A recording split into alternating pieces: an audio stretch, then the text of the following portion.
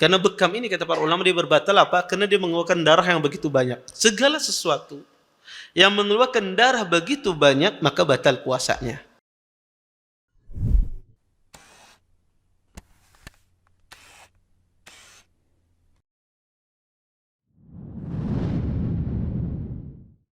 Assalamualaikum warahmatullahi wabarakatuh.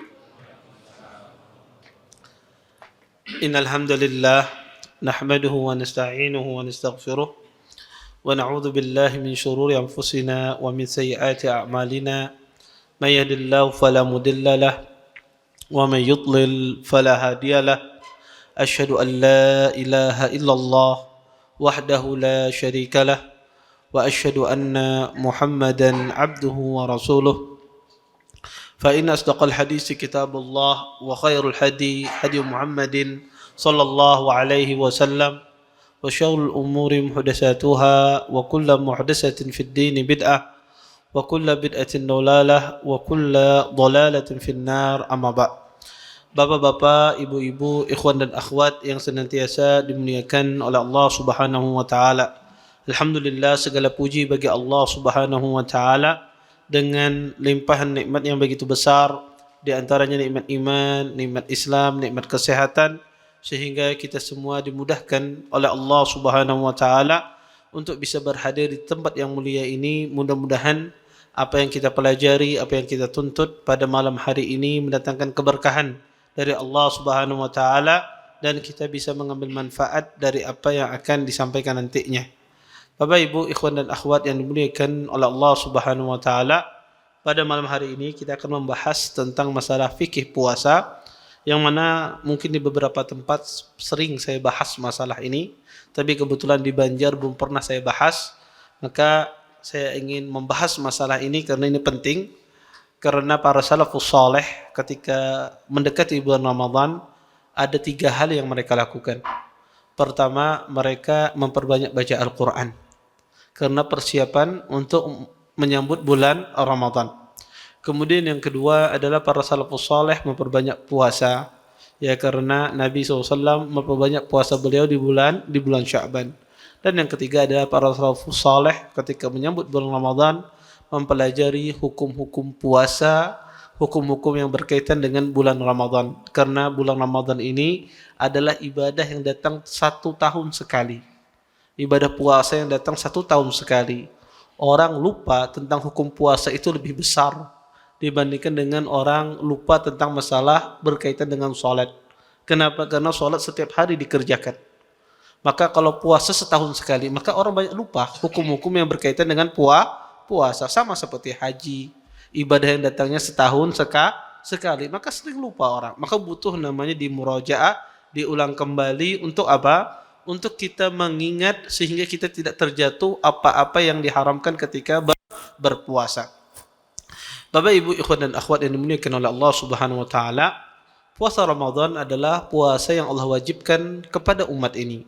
Sebagaimana Allah Subhanahu wa taala berfirman dalam Al-Qur'an, kata Allah, ya ayyuhalladzina amanu kutiba alaikumus shiyam kama kutiba alal ladzina min qablikum la'allakum tattaqun.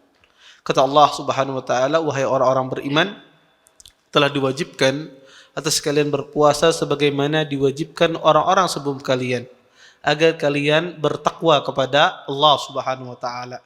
Maka puasa itu diwajibkan oleh Allah kepada umat ini.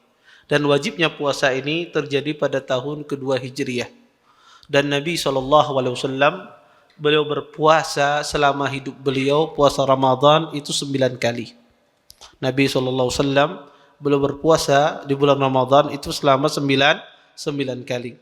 Dan awal pertama kali diwajibkan puasa ini, Allah Subhanahu wa taala memberikan khiyar, pilihan bagi orang muslim. Pertama kali diwajibkan berpuasa atau memberikan makan orang miskin. Bagi yang tidak berpuasa, dia memberikan makan orang miskin. Pertama kali diwajibkan puasa. Tidak langsung Allah wajibkan, langsung berpuasa. Tetapi Allah berikan pilihan, berpuasa atau gantinya adalah memberikan makan kepada orang miskin. Kemudian setelah tahun berikutnya dijadikan bahwasanya berpuasa itu wajib bagi semua orang, tidak boleh diganti dengan memberikan makan kecuali orang-orang yang tidak mampu, yaitu orang tua. Dan hikmah kenapa puasa itu kata para ulama di awalnya diberikan pilihan, karena sebagaimana Allah Subhanahu wa taala juga mengharamkan khamar itu secara bertahap. Pertama, ya tidak diharamkan secara langsung, tidak boleh sholat dalam keadaan mabuk, disuruh menjauhi. Kemudian terakhir adalah dengan cara langsung diharamkan. Sama seperti itu pula ketika Allah mewajibkan puasa, maka diwajibkan bertahap, ya bahwasanya berpuasa ataukah memberi makan. Kemudian setelah itu Allah wajibkan berpuasa untuk semua orang kecuali ada uzur syar'i. Kemudian Bapak Ibu ikhwan dan akhwat yang dimuliakan oleh Allah Subhanahu wa taala, tentu kita berpuasa ini menentukan masuk awal dan akhir Ramadan dengan dua cara. Dengan cara ru'yah ataukah dengan cara istikmal, menyempurnakan bilangan bulan Sya'ban yang 29 menjadi 30. Adapun ru'yah adalah seseorang melihat hilal, melihat bulan, baik itu dengan mata telanjang ataukah dengan menggunakan alat seperti teropong. Maka ini termasuk dalam kategori ru'yah. Nabi SAW pernah bersabda, sumu li ru'yatihi wa aftiru li ru'yatihi. Kata Nabi, berpuasalah kalian dengan melihat bulan dan berbukalah kalian dengan melihat bulan. Oleh karena itu kata para ulama, melihat bulan itu menentukan awal Ramadan tersebut dengan melihat bulan. Adapun menggunakan alat seperti satelit dan menerbangkan alat di atas awan misalnya kemudian memoto terjadinya bulan, maka itu tidak bisa dijadikan dalil sebagai ru'yah. Kenapa? Karena dia tidak melihat, tetapi itu adalah mengamera. Proses kamera tidak melihat, orang tersebut tidak melihat. Oleh karenanya itu tidak dianggap dalam menentukan awal dan akhir Ramadan. Kemudian yang ketiga adalah dengan cara istikmal. Yang kedua adalah dengan cara istikmal, menyempurnakan bilangan Sya'ban. Kalau bulan tidak terlihat, tertutup oleh awan, maka disempurnakan bilangan bulan Sya'bannya menjadi 30. Taib. Kemudian menentukan puasa adalah haknya ulil amri. Menentukan puasa adalah haknya ulil amri. Maka seseorang hendaknya berpuasa dia mengikuti ulil amrinya.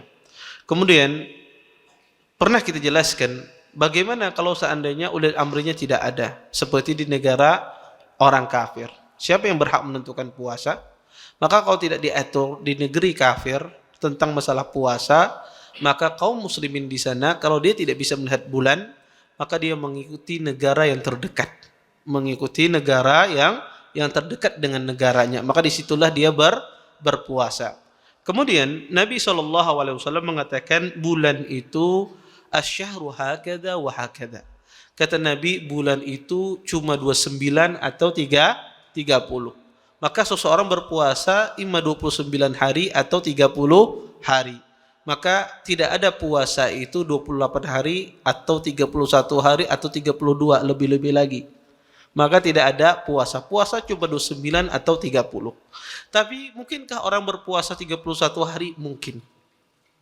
Bagaimana kalau seandainya di negaranya puasanya lebih dahulu, kemudian dia safar ke negara lain, yang mana negara yang tempat dia tuju itu puasanya lebih lambat dari negaranya, dan ternyata dia berdiam di sana selama 1 bulan, dan di sana ternyata 30 hari, maka orang itu sudah 1 hari duluan, maka dia ketika berada di sana menjadi 31 hari. Hari 31 ini bagi dia berpuasa apa tidak? Iya, wajib dia berpuasa. Walaupun bulan itu cuma 30, tetapi dia harus mengikuti di tempat di mana dia berada. Sebaliknya, kalau seandainya kurang, 28 hari misalnya, di negaranya lambat, di tempat negara yang dia tuju lebih dahulu, dan ternyata qadarullah di sana 29 hari saja, maka orang ini berpuasanya kurang, menjadi 28 hari. Apakah dia berpuasa ketika hari raya di sana? Tidak, wajib Anda berhari raya di sana. Puasanya 28 hari? Ya. Nanti Anda qadha 1 harinya setelah hari raya. Maka diqadha 1 hari menjadi 29 hari. Kemudian, Bapak Ibu ikhwan dan akhwat yang dimuliakan oleh Allah Subhanahu wa taala, puasa kata para ulama tentu ya memiliki banyak keutamaan. Di sini saya tidak akan berbicara keutamaan Ramadan karena waktu yang sempit, tetapi semua kita tahu ya keutamaan bulan Ramadan. Cukup satu hadis ini saja yang menjadi penyemangat bagi kita. Kata Allah Subhanahu wa taala, "Kullu amal ibni Adam lahu illa shiyam, fa innahu li wa ana azzi bihi." Kata Allah Subhanahu wa taala, sesungguhnya amalan anak Adam itu miliknya kecuali puasa. Fa innahu li. Kata Allah, sesungguhnya puasa itu milikku, wa ana azzi bihi, dan saya akan membalasnya, kata Allah. Maka ini menunjukkan bahwasanya puasa Ramadan itu pertama pahalanya sangat besar. Kenapa pahalanya sangat besar? Karena disembunyikan oleh Allah Subhanahu wa taala ganjarannya. Kemudian yang kedua, pahala Ramadan ini pahalanya sangat besar. Kenapa? Karena pahala itu, puasa itu dinisbatkan kepada Allah, menunjukkan agungnya puasa. Sesuatu yang dinisbatkan kepada Allah itu menunjukkan agungnya perintah tersebut. Sehingga ini cukuplah bagi kita, penyemangat bagi kita untuk melaksanakan berpuasa. Kemudian kata para ulama, rukun puasa itu cuma satu, yaitu pengertian puasa itu sendiri. Apa itu? Seseorang al-imsaku anil muftirat min tulu'il fajri ila ghurubi syams. Kata para ulama, rukun puasa itu adalah pengertian puasa itu sendiri, yaitu menahan dari sesuatu yang membatalkan puasa, dari terbit fajar sampai terbenam matahari. Maka inilah ya rukun puasa. Taib. Kita mulai dari rukun puasa yang pertama. Kita mulai dari pembatal puasa yang pertama. Disebutkan tadi menahan dari segala sesuatu yang membatalkan puasa. Taib, yang membatalkan puasa itu apa? Sebagian ulama menjadikan yang membatalkan puasa itu, sebagian menjadikan ada 12 macam, ada 9 macam, bahkan ada yang menyampaikan lebih dari 20. Tetapi sebetulnya kalau kita singkat, pembatal puasa itu cuma 5 saja. Bisa kita singkat 5, bisa kita singkat 4. Yang pertama, pembatal puasa itu adalah makan dan minum. Ya. Kata Allah Subhanahu wa taala bahwasanya wa kulu washrabu hatta yatabayyana lakumul khaytul abyadu minal khaytil aswadi minal fajr thumma atimmu siyama ilal lail. Kata Allah Subhanahu wa taala, makan dan minumlah kalian ya sampai datang waktu fajar. Maka ketika datang waktu fajar, kata Allah, maka berpuasalah kalian, sempurnakan puasa kalian sampai terbenam matahari. Maka ayat ini sangat jelas menunjukkan makan dan minum itu adalah pembatal puasa. Kemudian Nabi SAW pernah bersabda, kata Nabi SAW, man akala nasiyan fa innama at'amahu Allahu saqah. Kata Nabi SAW, barang siapa yang makan dengan cara lupa, akibat dia lupa, sesungguhnya Allah Subhanahu wa taala telah memberikan dia makan dan minum. Mafhum dari hadis ini bahwasanya orang yang makan dengan sengaja, maka itu membatalkan puasanya. Kemudian yang terpenting dalam memahami masalah makan dan minum, dan ini sering ya. Di sini saya kasih kaidah-kaidah. Kenapa? Karena orang kalau dikasih kaidah itu gampang. Dia mempraktekkan ya di dalam permasalahan hidupnya. Kalau saya kasih permasalahan, Anda hanya paham permasalahannya, tapi dikasih masalah yang lain tidak paham. Tapi saya kasih kaidah agar Anda bisa menerapkan hal ini ya kepada semua masalah. Biar nanti ke depannya bisa menggantikan saya ceramah. Ya enggak, jangan jadi mad'u terus ya. 10 tahun, 20 tahun mad'u aja. Bahasa Arabnya jadi satu terus. Ya jangan, ya harus naik. Orang itu ya belajar sampai 30 tahun dia menuntut ilmu, harus dia menjadi orang alim. Iya, harus dia menjadi orang alim, ya, harus dia belajar. Kayak gitu orang, ya. Jangan Anda rela di posisi Anda mustami, tapi bagaimana caranya saya menjadi orang alim? Bagaimana cara? Enggak harus orang alim itu ceramah, enggak harus, tapi kita berniat menjadi orang yang alim, orang yang berilmu, setidak-tidaknya kita bisa memahamkan keluarga kita, orang-orang terdekat kita. Baik. Para ulama menjelaskan kaidah makan dan minum. Jadi dikatakan makan dan minum dalam bahasa Arab itu dilihat dari dua hal. Salah satu dari dua hal ini terpenuhi maka dikatakan makan dan minum. Pertama dilihat dari sifatnya. Sifatnya itu adalah makan dan minum itu tiga. Dimasukkan dari mulut dan hidung. Kemudian yang kedua ya berbentuk, ada bentuknya. Kemudian yang ketiga adalah sampai ke lambung. Kalau tiga hal ini terpenuhi, ini dikatakan sifatnya makan dan minum. Contoh misalnya saya memasukkan tetesan di hidung saya. Tetesan ini masuk ke lambung saya. Maka ini makan dan minum. Walaupun dimasukkan ke dalam hidung. Kenapa? Karena ada bentuknya, cair. Kemudian dimasukkan dari hidung atau mulut. Kemudian sampai ke lambung, maka itu dikatakan makan dan minum. Taib. Kalau dimasukkan misalnya di telinga saya tetesan cairan, apakah itu makan dan minum? Jawabannya tidak. Kenapa? Karena cara makan dan minum itu dimasukkan di mulut atau di hidung. Maka telinga bukan hidung, bukan mulut. Taib. Sesuatu dimasukkan di mata. Cairan dimasukkan di mata. Kadang kalau Anda masukkan obat tetes mata, ya, kalau dia rasanya agak pahit, Anda kadang-kadang sedikit terasa di tenggorokan sini. Ya kalau Anda tes mata, pernah sakit mata, tetesi, kadang-kadang ada terasa sedikit di tenggorokan rasa pahit. Taib. Orang menggunakan tetes mata, apakah batal puasanya? Kita katakan tidak. Tapi itu saat kadang-kadang ada terasa dikit. Terasa dikit itu sangat sedikit sekali. Karena yang menyalurkan ya ke tenggorokan sini sangat sedikit sekali.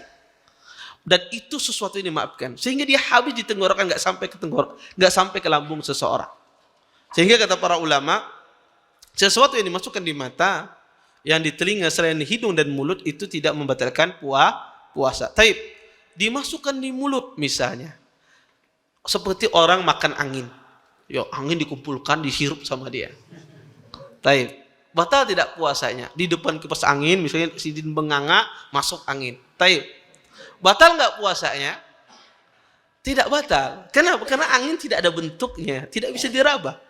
Tidak ada bentuknya. Maka itu tidak membatalkan puasa. Iya. Karena ada sesuatu yang jurum, sesuatu yang berbentuk. Makanya kalau pengen bernapas kada apa-apa. Karena kadang membatalkan puasa. Orang bernapas, menarik, memasukkan sesuatu di dalam hidup, itu tidak membatalkan puasa karena tidak ada bentuknya. Seseorang tidak bisa meraba. Taib, ada yang bertanya, berarti berokok kada batal, teteh ya. Iya. Kata siapa kada batal? Mengisapnya aja haram. Iya, mengisapnya aja haram. Iya. Pertama haram, kemudian yang kedua dia berbentuk, asap itu berbentuk, kata para ulama. Segala sesuatu yang berbentuk asap itu ya berbentuk dan itu disebut jurum di dalam bahasa Arab. Maka dia membatalkan puasa. Maka ini kaidah makan. Yang pertama dari sisi sifatnya. Sifat itu terpenuhi dari sisi tiga hal ini tadi. Berbentuk, dimasukkan dari mulut atau di hidung, dan sampai ke lambung kita. Itu dikatakan makan. Kemudian yang kedua, dikatakan makan dan minum di dalam bahasa Arab, itu ada dari sisi tujuannya. Orang makan itu tujuannya apa sih? Untuk kenyang, agar punya tenaga. Orang kalau kada makan, ya, orang kada makan, berarti dia tidak punya tenaga. Makanya saya punya teman datang ke dokter. Kata dokter sakit apa? Dia ceritakan, saya ini kalau di waktu siang itu perut saya sakit gini. Kemudian dia jelaskan, kata dokternya itu bukan sakit pak, karena Anda lapar itu. Kenapa? Karena dia tidak makan, betul. Ternyata dia tidak makan, kurang makan. Cuma obatnya disuruh banyak makan sama dokter. Iya. Maka tujuan makan itu apa? Menguatkan fisik kita, menguatkan tubuh kita, menguatkan badan kita.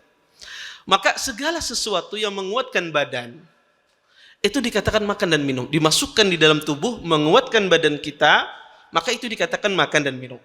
Makanya orang pasang infus di tangannya. Maka membatalkan puasa apa? Tidak batal. Kenapa? Karena infus itu memberikan tenaga. Ini disebut dari sisi tujuan. Maka ini sama seperti makan dan minum. Orang menyuntikkan vitamin. di dalam tubuh kita. Batal apa tidak? Batal. Karena dia memberikan tenaga. Taib. Kalau bersuntik vaksin Ustaz, batal apa tidak? Tidak batal. Kenapa? Karena tidak memberikan tenaga. Bahkan yang disuntik vaksin kadang-kadang menggigil, ya.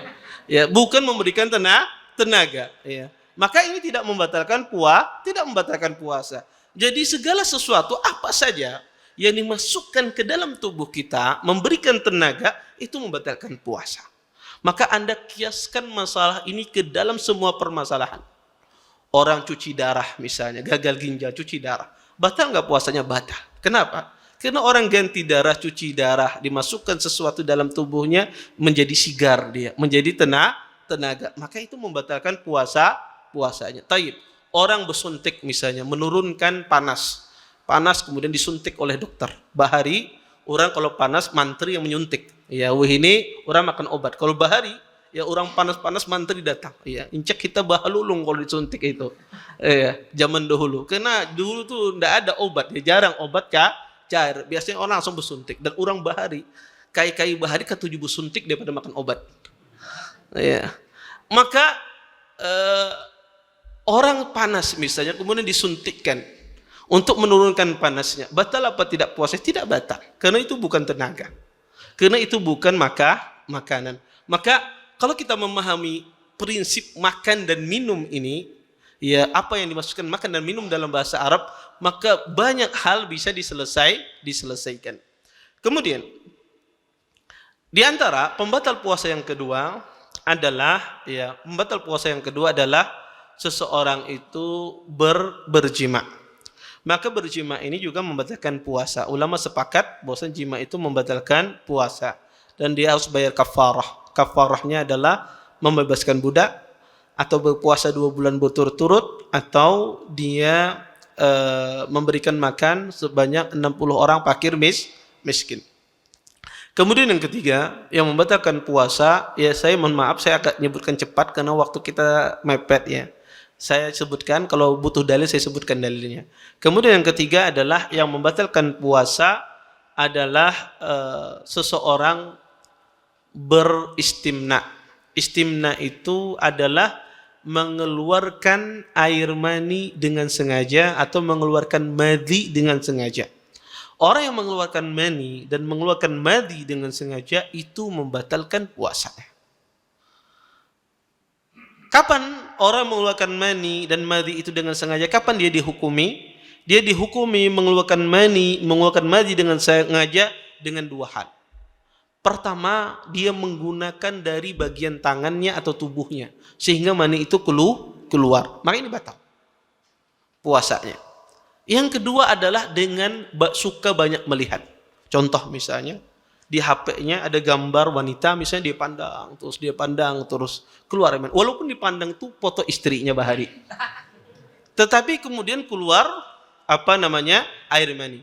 Keluar air madhi, maka batal puasanya. Batal puasanya kalau dengan banyak melihat, banyak memandang. Kemudian kalau seandainya keluar air mani dan air madhinya akibat berpikir, menghayal. Dia suka menghayal orangnya, apa-apa suka menghayal. Dia akibat berpikir, menghayal kemudian keluar mani dan madhi, maka itu tidak membatalkan puasanya. Kenapa? Karena pikiran manusia itu tidak bisa mengontrol orang. Orang tidak bisa mengontrol pikirannya. Anda ingin mencegah berhayal kada kawan. Ditahan semua berhayal pula. Sama seperti orang salat, ketika salat hendak khusyuk, tiba-tiba menghayal kemana kah? Kembali pulang, berusaha hendak khusyuk, berhayal pulang. Orang nggak bisa ngontrol pikirannya, tidak bisa dikontrol. Karena itu di luar kemampuan manusia. Maka kalau ada orang akibat dia berhayal, kemudian keluar mani dan madhi tersebut, maka tidak membatalkan puasanya. Karena itu di luar kendali dia. Di luar kontrolnya. Kemudian yang keempat yang membatalkan puasa adalah seseorang itu berhijamah. Berhijamah ini terjadi khilaf di kalangan para ulama. Nabi SAW pernah mengatakan, kata beliau, aftarul hajim wal mahjum. Kata Nabi SAW, telah berbuka orang yang minta hijamah dan orang yang berhijamah, yang membekamnya. Telah berbuka orang yang membekam dan minta dibekam. Kedua-duanya kata Nabi telah berbuka puasanya. Oleh karena itu kata para ulama, berhijamah ini membatalkan puasa. Sebagian ahlul ilm mengatakan berhijamah ini tidak membatalkan puasa. Kenapa? Karena Nabi pernah berhijamah dalam keadaan berpuasa. Tetapi hadis ini tambahan. Aftaran Nabi sallam, ihtajama Nabi sallallahu sallam wa huwa shaimun muhrim. Nabi pernah berhijamah dalam keadaan berpuasa dan sedang berihram. Tambahan wa huwa shaimun, dalam keadaan berpuasa. Tambahan ini lemah kata Imam Ahmad. Diingkari oleh Imam Ahmad, diingkari oleh Imam An-Nasa'i rahimahullahu taala. Tambahan shaimun, tambahan katanya saja, bukan hadisnya, tapi tambahan kalimat shaim. Jadi hadisnya tidak dilemahkan, tapi yang dilemahkan adalah cuma tambahan kalimat wa huwa shaim, dalam keadaan berpuasa. Sehingga para ulama mengatakan berhijamah itu membatalkan puasa. Dan pendapat yang paling berhati-hati pendapat ini, yang mengatakan membatalkan puasa. Kalau pekerjaan Anda tukang bekam dan semisalnya, maka afdalnya hendaknya berbekamnya di sore, di malam hari setelah orang berbuka atau sebelum subuh buka misalnya, tidak ada masalah. Yang penting ya afdalnya jangan dia buka di waktu siang hari atau di pagi hari. Kemudian para ulama mengkiaskan dengan berbekam ini, ya, dengan berbekam ini adalah dengan seseorang mengeluarkan darah yang begitu banyak. Karena bekam ini kata para ulama dia berbatal apa? Karena dia mengeluarkan darah yang begitu banyak. Segala sesuatu yang mengeluarkan darah begitu banyak maka batal puasanya. Makanya orang yang mendonorkan darah maka batal puasanya. Kenapa? Karena dia mengeluarkan darah yang begitu banyak. Tapi kalau darah yang keluar sedikit, maka itu tidak batal puasanya. Seperti apa contohnya? Orang tes darah, tes kolesterol misalnya, atau tes asam urat, atau tes kencing manis, atau tes apa lagi? Tes virus misalnya. Untuk mengetahui ada virus gak di darahnya dan misalnya. Apakah batal puasanya? Tidak batal. Kenapa tidak batal? Karena itu yang diambil cuma sedikit. Adapun orang yang mendonorkan darah maka batal puasanya. Kemudian yang kelima, pembatal puasa adalah orang yang niat berbuka. Jadi niatnya dia ingin berbuka puasa. Dia niatnya ingin berbuka puasa. Orang niat berbuka itu batal puasanya. Kapan batal? Ketika dia sudah melakukan perbuatan. Kalau sekedar berniat saja itu tidak membatalkan puasanya. Contoh, orang berpuasa kemudian aku hendak berbuka. Hendak berbuka tapi di kasur aja berabah. Cuma di dalam hatinya hendak berbuka. Tapi di kasur aja setelah itu guring pula. Ya. Tapi batal tidak puasa? Tidak batal. Kapan dia batal? Ketika dia melakukan perbuatan. Aku hendak berbuka. Akhirnya datang buka kulkas ada makanan. Orang yang melakukan demikian batal.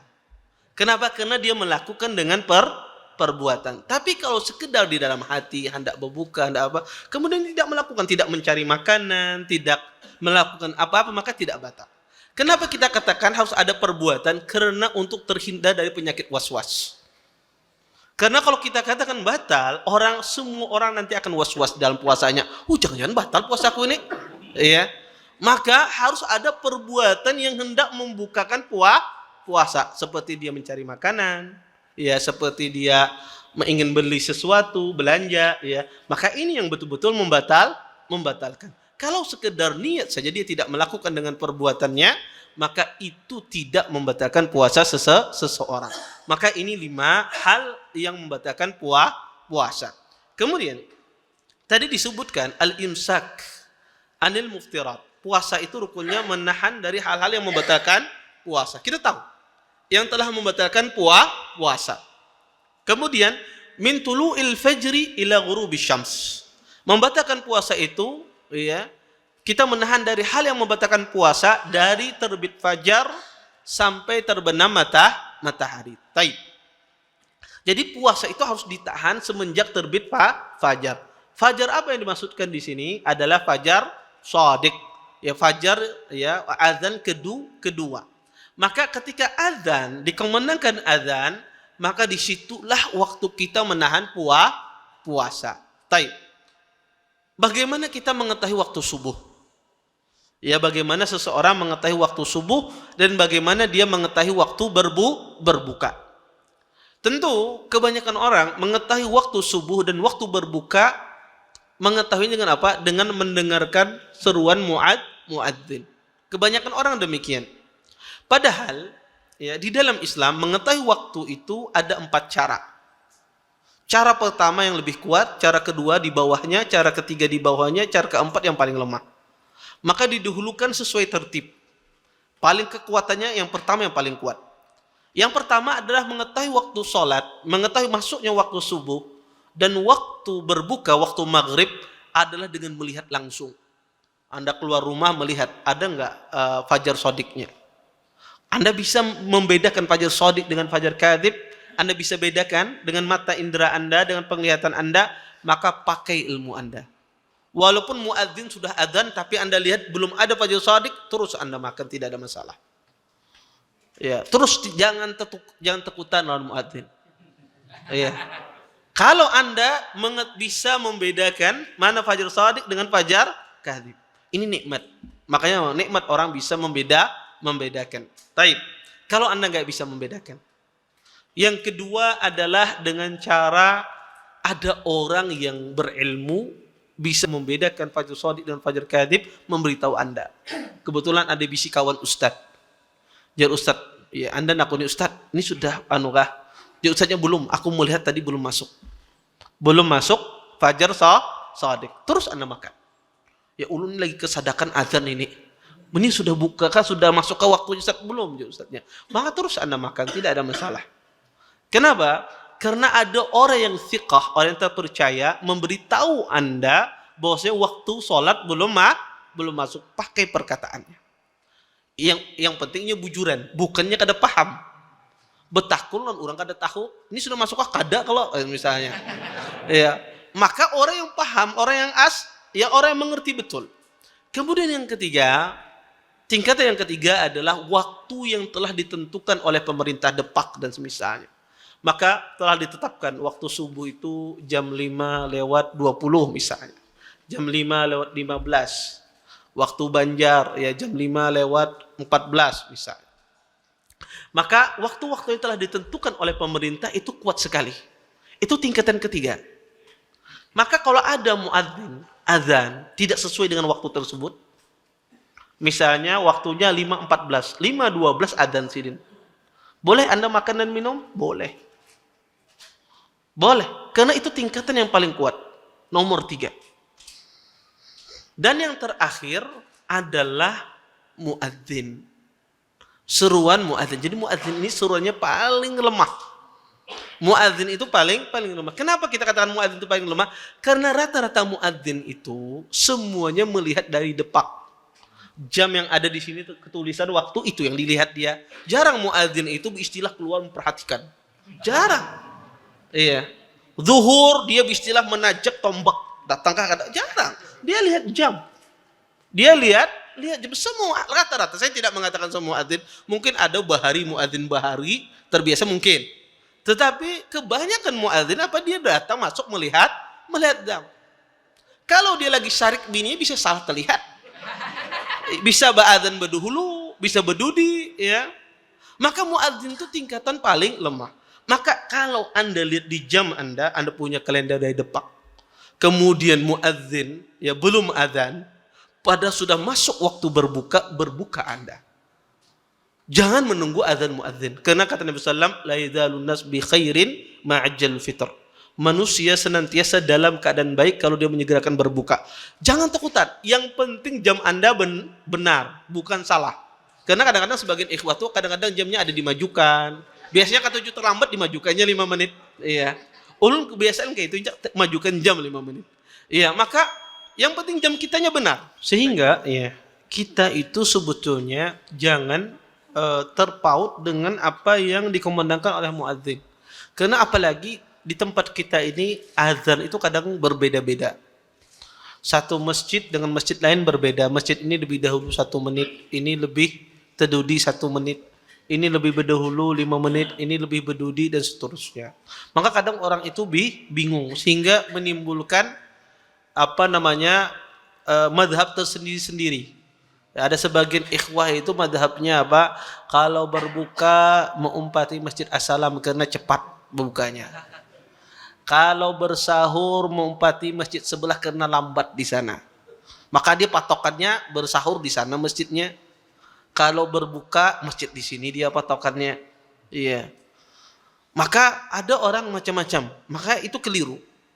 Yang jadi patokan adalah, dan kita alhamdulillah hampir semua orang itu ya punya HP, ya punya internet, bisa mengakses jadwal-jadwal yang telah ditentukan oleh pemerintah. Tinggal lihat. Kalau benar jamnya, jam kita benar jam 5:15 berbuka sudah. Jangan menunggu muadzin itu kadang-kadang ragu-ragu juga, azankah kadang-kadang. Kadang-kadang dia ragu-ragu juga. Kayaknya masih terang aja ini. Iya, kadang-kadang dia ragu-ragu ya. Dilewatkan dulu dikit, iya. Sudah dilewatkan apa macam, pas didatangkan nasinya nasi samin, wah makan dulu. Ya, 1 piring, 2 piring hanya dia azan. Maka Nabi SAW menyuruh kita menyegerakan berbuka. Kemudian Bapak Ibu ikhwan dan akhwat yang dimuliakan oleh Allah Subhanahu wa taala, sedikit saya sempurnakan. Kemudian puasa itu memiliki syarat. Saya sebutkan secara singkat saja, saya jelaskan secara singkat 5 menit saja. Puasa itu memiliki syarat-syarat. Di antara syarat puasa itu adalah beragama Islam. Maka tidak diterima puasa itu dari orang yang bukan beragama Islam. Permasalahan yang ada adalah bagaimana kalau seandainya ada orang non-muslim, orang kafir masuk Islam di bulan Ramadan. Di siang hari di bulan Ramadan, apa yang harus dia lakukan? Maka pertama, orang kafir yang masuk Islam di bulan Ramadan, di siang hari di bulan Ramadan, maka puasa yang telah lalu tidak perlu dia qadha. Puasa yang telah lalu tidak perlu dia qadha. Tetapi dia harus berpuasa hari-hari yang akan datang. Adapun hari di saat dia masuk Islam di siang hari, misalnya masuk Islam jam 8 pagi. Kemudian di jam 8 itu, apa yang harus dia lakukan? Apakah boleh dia makan? Dia masuk Islam. Ataukah dia tidak boleh makan dan minum? Terjadi khilaf di kalangan para ulama. Kebanyakan ahlul ilm mengatakan bahwasanya dia harus imsak, menahan.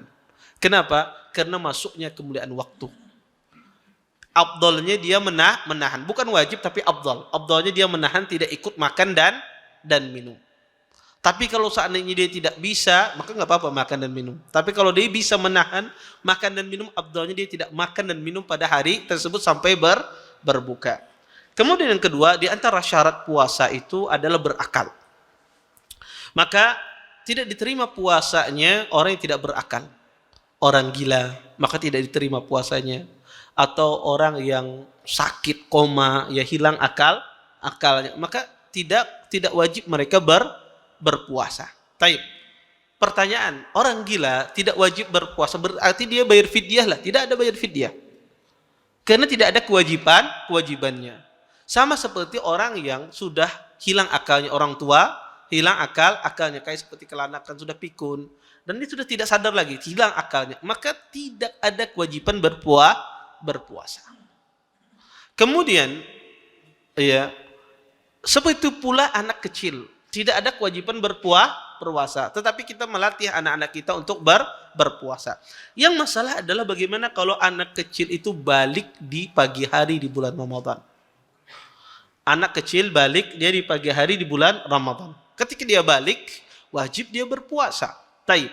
Ketika baliknya di siang hari di zuhur, apa yang harus dilakukan oleh orang balik ini? Apakah dia berpuasa ataukah dia menahan untuk tidak makan dan minum? Maka kita suruh dia untuk menahan agar tidak makan dan minum. Itu yang paling afdal. Iya, dia tidak makan dan minum walaupun baliknya di siang hari. Hari itu tidak perlu dia qadha, tetapi dia wajib nanti berpuasa pada hari-hari berikutnya. Kemudian para ulama mengatakan, apakah orang pingsan itu dikiaskan seperti orang yang hilang akal? Contoh misalnya ada orang pingsan, sakit, ya, hamil, kemudian dia pingsan. Apakah itu dikiaskan seperti orang gila atau orang yang hilang akalnya? Maka orang pingsan itu tidak seperti orang yang hilang akalnya. Maka kalau pingsannya sebentar, maka puasanya tidak batal. Misalnya pingsannya 5 jam, 6 jam, apakah batal? Puasanya tidak batal. Maka teruskan dia berpuasa. Sama seperti orang yang ketiduran. Maka orang ketiduran pun tidak batal puasanya. Karena ada orang Masya Allah ya tidurnya pulas. Ya sebelum dari habis sembahyang subuh, guring di kasur. Bangunnya pas adzan maghrib. Duhur asar lewat. Lewat. Bangunnya maghrib. Ini senyaman-nyaman orang guring ini. Ya, dia pas maghrib baru bangun. Apakah batal puasanya? Tidak. Karena akalnya masih ada. Tetapi kalau orang gila itu 1 hari penuh, ya dia pingsan, maka hari itu batal puasanya.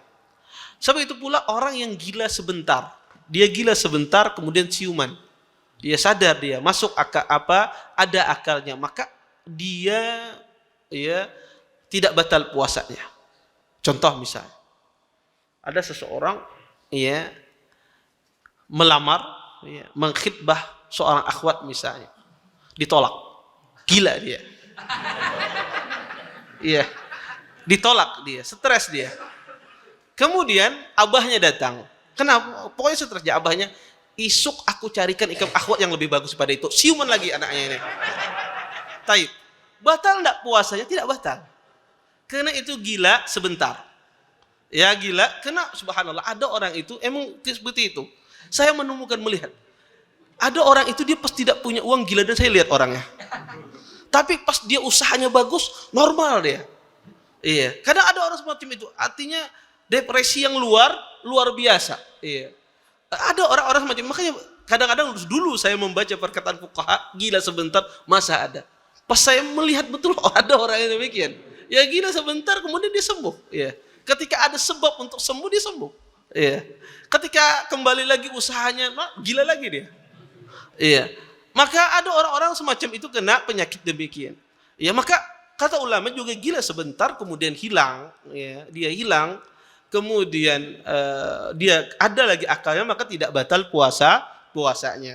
Kemudian di antara hal yang dikatakan para ulama syarat puasa adalah ya yang ketiga adalah seseorang tersebut dia berniat. Berniat ya. Seseorang berniat kapan dia berniat? Dia berniat ketika masuk malam. Masuk malam itu ketika terbenam matahari. Dan berniat itu semenjak terbenam matahari sampai sebelum masuk waktu subuh. Itulah waktu niat. Dan niat itu letaknya di hati. Dan niat itu harus jazm. Jazm itu harus pasti. Tidak boleh orang berniat puasa, isuk puasa kakadaka, isuk puasa kakadaka.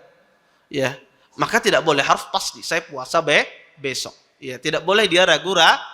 Kemudian apakah berniat setiap malam di bulan Ramadan atau cukup 1 malam saja untuk 1 bulan penuh? Terjadi khilaf dalam masalah ini, tetapi yang afdal, yang rajih, yang kuat bahwasanya berniat itu setiap malam. Berniat itu setiap malam di bulan Ramadan. Karena puasa itu adalah ibadah yang terpisah-pisah. Ibadah yang terpisah-pisah. Kemudian ya, di antara syarat yang keempat adalah syarat puasa adalah suci dari haid dan nifas. Ya. Suci dari haid dan nifas, maka ini juga syarat mutlak seseorang berpuasa. Ini yang disebutkan oleh para ulama syarat berpuasa. Taib, saya sedikit memperuncing masalah haid dan nifas. Sebagian akhwat itu darahnya belum keluar, tapi semacam ada hendak sakit perutnya dan seterusnya. Ciri-ciri haid, tapi darahnya belum keluar. Maka selama darahnya belum keluar, teruskan puasanya. Jangan dia membatalkan. Sampai keluar darah, ciri darah haid, baru dia batal. Tapi selama itu belum keluar, maka teruskan puasanya. Teruskan puasanya. Ustaz, saya tahan-tahan, dia tidak keluar misalnya. Sampai berpuasa, sampai berbuka. Boleh tidak? Boleh, tidak mengapa. Ya. Kemudian, masalah terakhir adalah apakah bagus ya wanita itu, dan kebanyakan akhwat, wanita itu biasanya minum pil KB, pil penahan haid, katanya tanggung Ustaz puasa Ramadan, ya nanti susah mengqadha'nya dan semisalnya. Boleh tidak meminum pil menunda haidnya? Sebetulnya boleh, tidak mengapa, tetapi ketika terpenuhi dua syarat. Pertama, izin suami. Kemudian yang kedua adalah tidak menimbulkan mudarat pada wanita tersebut. Kalau dia makan obat tersebut menimbulkan mudarat, maka jangan. Kemudian mana yang lebih afdal? Jangan makan, jangan minum pil tersebut. Kenapa? Karena pertama itu akan merusak siklus haidnya. Ya, biasanya wanita kalau sudah makan pil rusak siklus haidnya, bahkan haidnya tidak beraturan. Haidnya tidak beraturan. Ya, kemudian yang kedua adalah haid ini tidak hanya dialami oleh wanita zaman sekarang, dialami oleh para wanita istri-istri Nabi, dialami oleh para sahabiat, dan mereka tidak ada satupun mereka menahan haidnya untuk tidak berpuasa. Ya, maka saya sarankan hendaknya dia alami. Ya, kalau datangnya haidnya ya sudah dia berbuka. Kalau tidak datang haidnya terus dia berpuasa. Wallahu taala alam. Ini mungkin yang bisa saya sampaikan. Mungkin nanti sambungannya mungkin nanti kita lanjutkan lagi pada minggu depan ya, yang berkaitan tentang masalah puasa. Sebelum saya tutup, kalau ada yang bertanya silahkan. Ada yang mau bertanya, tafadhol. Iya.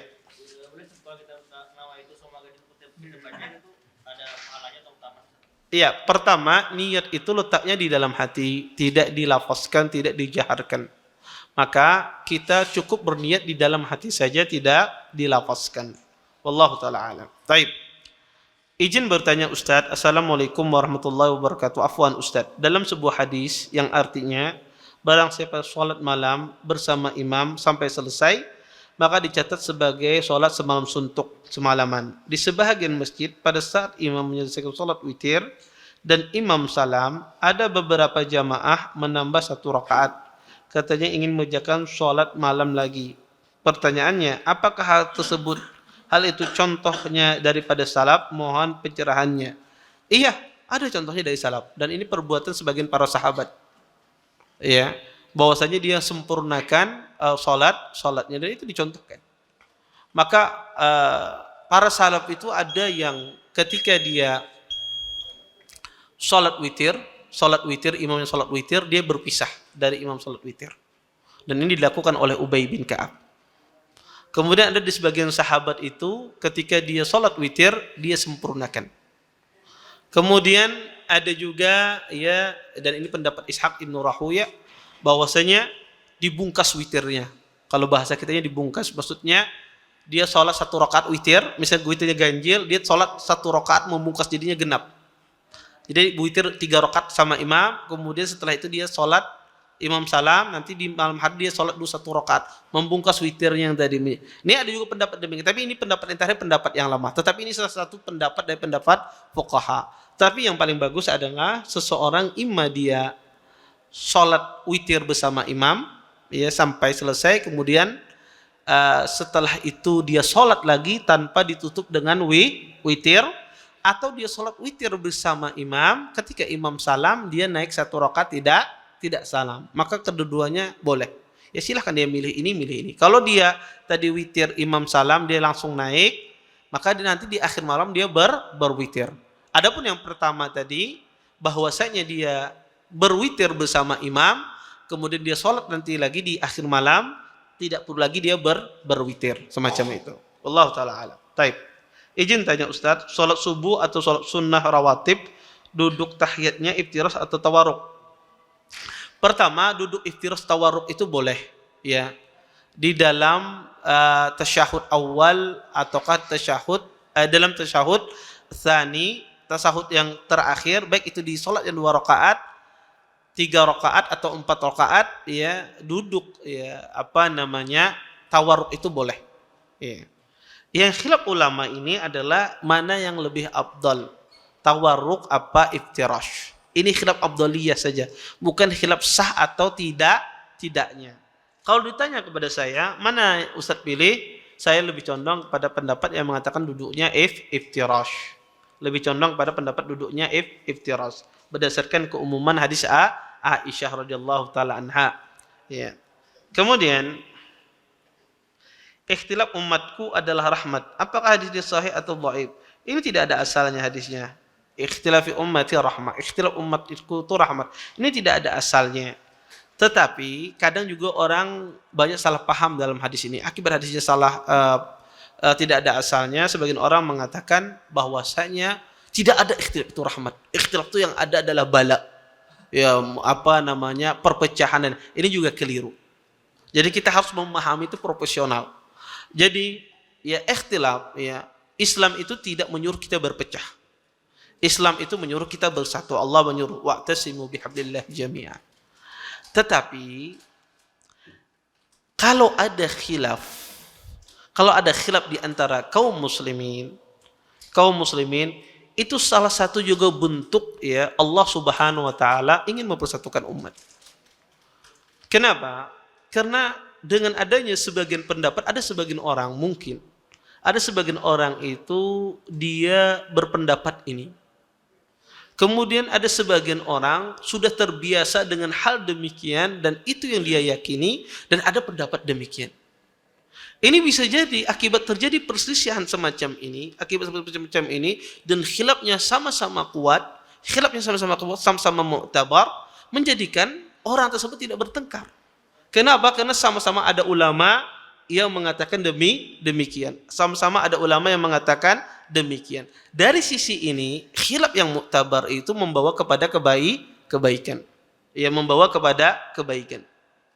Ya. Jadi asalnya kita itu kalau nggak bisa disuruh kita itu asalnya bersatu. Tidak ada berbeda sama sekali. Tetapi kalau ada perbedaan dan perbedaan itu ada dasarnya, ada landasannya, itu menjadikan kasih sayang sesama kaum muslimin. Menjadikan kasih sayang sama kaum muslimin sehingga dia tidak mengatakan si fulan ya, Anda tidak ada dasarnya, perbuatan Anda keliru. Tidak. Kenapa? Karena ada pendahulunya. Ya, jadi kita memahaminya dari dua sisi. Dari satu sisi Islam tidak menghendaki, Allah itu tidak menghendaki adanya perselisihan, perpecahan, ya. Tapi kalau ada perpecahan, perselisihan tersebut dan ada pendapat para ulama demikian, itu menjadikan menyejukkan ketika ada orang berselisih karena adanya pendapat para ulama tentang masalah ini, sehingga orang bisa menerima, oh ya, saya tidak mentahdir Anda, saya tidak mengingkari Anda karena adanya ulama yang Anda ikuti. Termasuk juga Anda jangan mengingkari saya ya karena adanya ulama yang saya ikuti. Contoh misalnya dalam permasalahan khilaf yang iktibar ya, khilaf yang muktabar di kalangan para ulama. Contoh misalnya seperti salat jenazah misalnya, saya kasih contoh. Salam 2 kali ataukah salamnya satu kali di dalam salat jenazah. Ada pendapat ulama mengatakan 2 kali. Syekh Albani mengatakan 2 kali boleh. Ya, atau 1 kali pun boleh kata Syekh Albani. Ada pendapat ulama mengatakan tidak boleh 2 kali, cukup 1 kali saja. Maka khilaf semacam ini ada ahlul ilm berkata demikian, ada ahlul ilm berkata demikian. Tidak saling mengingkari. Makanya sering saya katakan kalau ada khilaf para ulama, khilafnya dianggap muktabar sesama ahlus sunnah wal jamaah, maka tugas kita cukup hanya menjelaskan dalilnya mana yang lebih kuat. Itu saja. Sampai di sana. Tanpa mengatakan, oh ini perkataan batil, ya, jauh dari hak. Orang yang berkata tidak mengerti sama sekali. Tidak boleh sampai demikian. Kalau ada ulama ahlus sunnah, ulama besar berselisih. Atau ulama muasirin, ulama zaman sekarang, Syekh Utsaimin berselisih dengan Syekh Albani misalnya. Atau Syekh bin Bas berselisih dengan Syekh Albani misalnya. Atau berselisih dengan Syekh Utsaimin misalnya. Maka ulama-ulama muasirin, maka tidak boleh kita ingkari. Ya. Cukup kita jelaskan pendapat mereka, dalilnya ini dalilnya ini, yang rajih adalah ini sudah selesai. Ya, tanpa seseorang mencela satu sama lain. Adapun khilaf Ahlussunnah dengan ahlul bidah, boleh Anda cela ahlul bidahnya. Boleh Anda katakan, oh ini tidak paham ini orang. Tidak ada masalah. Ya, kenapa? Karena dia tidak berdalil. Khilafnya dibangun atas syahwat. Ya. Khilafnya tidak dibangun atas dalil, tapi dibangun atas dasar syahwat. Maka boleh kita ingkari. Bahkan pelakunya pun boleh kita cerca. Taib. Assalamualaikum Ustaz. Apakah berdosa jika Anda tahu hukumnya penetapan awal Ramadan dan hari raya harus mengikuti pemerintah? Namun Anda belum bisa mengikuti itu karena Anda masih tinggal bersama orang tua yang mengikuti penetapan dengan metode lain. Anda takut terjadi konflik di keluarga Jika Anda memaksakan hari raya dan waktu puasa berbeda sendiri di rumah, mohon nasihatnya Ustadz. Saya doakan mudah-mudahan diberikan kekuatan oleh Allah Subhanahu wa taala. Kemudian yang kedua, Anda berusaha untuk memahamkan kedua orang tua Anda. Ya, kedua orang tua Anda. Ya, pahamkan dengan cara yang baik, ya, dengan adab yang baik. Insya Allah orang tua kalau dipahamkan dengan cara yang baik, mereka biasanya menerima. Taib. Assalamualaikum afwan Ustadz, bagaimana cara kita menyikapi orang yang nafsu seksualnya menyimpang, suka sama jenis yang sekarang banyak bertebaran, bahkan mereka tidak takut lagi menampakkan penyimpangannya. Bagaimana cara kita yang sering diganggu ini menjaga diri, dan apakah berdosa kita bila kita memukul mereka kalau sudah ketakutan? Kada apa-apa dipukul. Kalau dia mengganggu Anda dan apa macam, tidak ada masalah. Ya, siapa tahu dengan Anda pukul dia taubat, hilang penyakitnya. Iya. Kalau sampai dia mengganggu Anda, ya bela diri Anda. Bela diri Anda. Ini penyakit luar biasa. Karena penyakit ini menular. Iya, penyakit ini menular. Ya, orang sesuka atau yang disebut dengan homo atau liwat di dalam bahasa Arab, ini pertama penyakit yang menular dan ini sangat bahaya. Maka ya, cara penyembuhannya pertama ya, kalau di satu masyarakat tidak tahu liwat dan apa, jangan disebut-sebut. Karena orang kalau tidak tahu, dia akan berpikir. Kemudian yang kedua, ya, penyakit ini muncul biasanya wallahu taala alam disebabkan menonton. Atau dia pernah jadi korban. Kalau dia tidak menonton sesuatu atau dia jadi korban.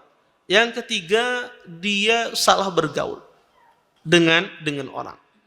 Nah, ini penyakit yang sangat berbahaya. Dan ini orang yang terkena, dia akan jadi pelaku. Dia orang misalnya, dia asalnya maf'ul istilahnya itu. Iya, orang maf'ul ini kalau seandainya terkena, iya, dia akan jadi pelaku. Makanya di dalam Islam, orang yang melakukan ini, ya, fa'il dan maf'ulnya itu dibunuh kedua-duanya. Kenapa? Karena ya hukumannya itu dibunuh. Disebutkan di dalam kayaknya sudah saya jelaskan dalam kitab Jinayat, belum ya? Disebutkan nanti mungkin ada nanti dalam bab hudud itu. Nanti ya dijelaskan bahwasanya dilemparkan dari paling atas. Dari paling atas, jadi tingkat yang paling tinggi, gunung paling atas disambut dengan pedang. Ya kenapa? Karena itu penyakit yang sangat berbahaya. Maka ya kalau ada semacam itu, ada teman semacam itu, pertama Anda harus menjauh. Kalau tidak Anda kena. Kecuali Anda dalam rangka menasihati. Maka orang semacam ini dibawa ke psikiater. Psikiaternya yang perempuan, bukan laki. Ya, bawa ke psikiaternya yang perempuan. Kalau sama laki-laki bisa jadi yang psikiater lakinya kena juga. Iya. Maka ya dibawa ke perempuan. Kemudian yang kedua harus dinikahkan. Ya, dia harus dinikahkan dia. Maka kadang itu dengan dinikahkan dia sembuh. Ya, dinikahkan dia sembuh. Dan ini bahaya ya. Dan apalagi ya di dalam dunia anak, di dalam dunia sekolahan, ya, di dalam dunia kerja, pekerja menyatu, itu sangat rentan ya muncul penyakit ini. Dan ini harus diobati segera. Iya. Kalau ada orang punya penyakit tersebut, pertama dia berdoa kepada Allah, minta dihilangkan penyakit tersebut, bertaubat kepada Allah, kemudian dia melakukan usaha-usaha. Karena ada kadang itu akibat hormonnya. Jadi hormonnya ada usahanya juga dalam medis ya. Selain diturunkan hormonnya, dikasih obat, ya diturunkan hormonnya, kadang ada sembuh demikian. Kadang tidak berhubungan dengan hormon. Akibatnya tadi pergaulan yang salah. Maka hati-hati Bapak Ibu, ikhwan dan akhwat yang dimuliakan oleh Allah Subhanahu wa taala penyakit ini. Dan di kaum wanita pun juga lebih banyak. Ya, terjadi sama kaum wanita itu juga lebih banyak, ya. Maka kalau ada orang centil-centil ya dengan yang lain, maka Anda hati-hati. Ya, bisa jadi orang itu suka sama Anda atau tidak. Ya, maka harus seorang berhati-hati pada zaman sekarang. Kemudian, Assalamualaikum Ustadz. Ya, tadi dia bertanya, boleh tidak saya memukul? Kalau dia mengganggu Anda, pukul tidak apa-apa. Itu Anda bela diri. Kalau misalnya masih bawa pemangkung, tidak apa-apa. Jadi dia menjauh. Jadi dia menjauh, ya, sehingga tidak ada masalah. Karena Anda menjaga diri Anda. Ya, taib. Assalamualaikum Ustaz. Izin tanya, kalau kita lagi berpuasa, merasakan masakan cuma ditempelkan di lidah. Cuma pengen tahu kurang asin dan manis. Ini membatalkan puasa enggak Ustaz? Kalau ditempelkan di lidah kemudian dikeluarkan tidak mengapa. Ibu-ibu memasak kemudian ditempelkan di lidah maka tidak mengapa. Ya, maka karena kadang ibu-ibu ummahat itu ya mereka kalau memasak itu biasanya dengan perasaan. Kalau mereka tidak merasakan, mereka tidak tahu masin atau manis atau masam ini. Beda dengan laki-laki. Kalau laki-laki biasanya memasak dengan ilmu, sudah ada takarannya. Tidak perlu dia dengan cicip, oh sekian. Iya. Tapi kebanyakan ibu rumah tangga dia memasak dengan pakai perasaan, garamnya sesendok, 2 sendok. Kalau hatinya lagi sedih, maka kacau masakannya. Iya. Lagi fit anunya bagus masakannya. Kenapa? Karena wanita sering menggunakan perasaannya. Taib. Izin bertanya Ustaz, apa hukum menentukan Ramadan dengan metode hisab? Apakah Nabi dan para sahabat menggunakannya? Sebagaimana kita jelaskan tadi, dengan 2 metode saja, ru'yah dan istikmal. Wallahu taala alam. Taib. Ustaz, orang niat berpuasa tapi tidak jadi makan karena merubah niat untuk melanjutkan puasa. Apa tetap batal puasanya? Kalau tadi dia tidak melakukan perbuatan, kata saya, dia niat puasa, niat membatalkan puasa, tetapi dia hendak membatalkan. Akhirnya dia cari di kulkas, ya, dia bongkar kulkas ke dalam makanan, bongkar lemari ke dalam makanan. Oh kayak gitu berpuasa, ini batal. Dia sebab meneruskan puasanya apa karena tidak ada makanan. Pada hakikatnya dia sudah berbuka. Tetapi kalau seandainya dia sekedar niat saja di dalam hatinya, tidak melakukan apa-apa, ya, niat ya berdiri duduk pulang gelisah hatinya, apakah batal puasa? Tidak batal, karena dia tidak melakukan perbuatan-perbuatan yang mengarah membatalkan puasa. Wallahu taala alam. Mungkin ini saja dapat ulun sampaikan, mudah-mudahan bermanfaat. Kita tutup dan doa kafarat majelis. Subhanakallahumma bihamdika asyhadu an la ilaha illa anta astaghfiruka wa atubu ilaik. Assalamualaikum warahmatullahi wabarakatuh. Terima kasih. Jazakumullah khairan wa barakallahu fikum. Video ini dibuat atas partisipasi dari donasi Anda. Semoga menjadi amal jariah bagi Anda semuanya.